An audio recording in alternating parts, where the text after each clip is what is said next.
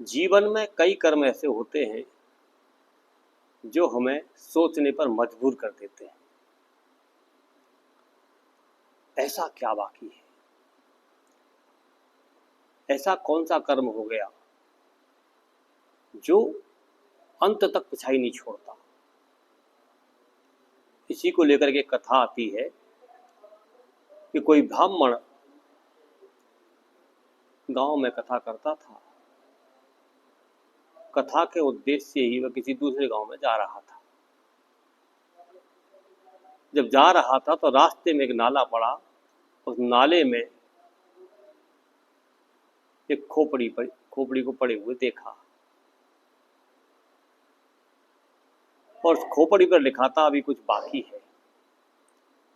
ब्राह्मण विचार करने लगा कि आखिर मर गया, फूक गया और अब भी कुछ बाकी है, अब क्या बाकी रह गया? ऐसा विचार उन्होंने सोचा बाकी क्या है, देखना चाहिए। तो सोचते हुए उसने उस खोपड़ी को उठाकर अपने झोले में रख लिया और झोले में उठा करके वहां से कथा करके अपने घर आया।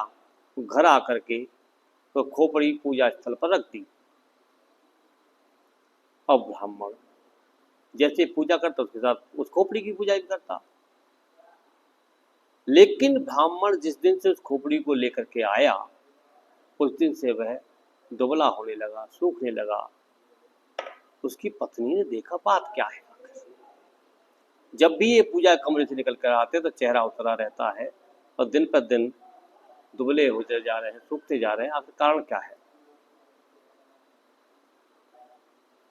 उसने धैर्य रखा और जब वो ब्राह्मण कहीं कुछ काम करने चला गया तो उस पत्नी ने ब्राह्मण के पूजा स्थल को झांक कर देखा और झांक कर देखा तो उसने देखा कि वह खोपड़ी रखी हुई है।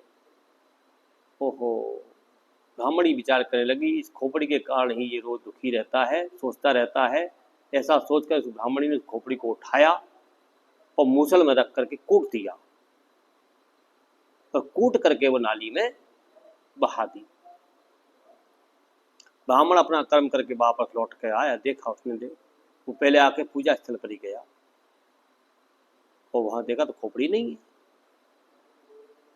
ब्राह्मण ने ब्राह्मणी से पूछा तो वो खोपड़ी कहाँ गई? उन्होंने कहा जिसके लिए आप बहुत चिंतित रहते हैं रोज, वो खोपड़ी देखो वो पड़ी नाली में।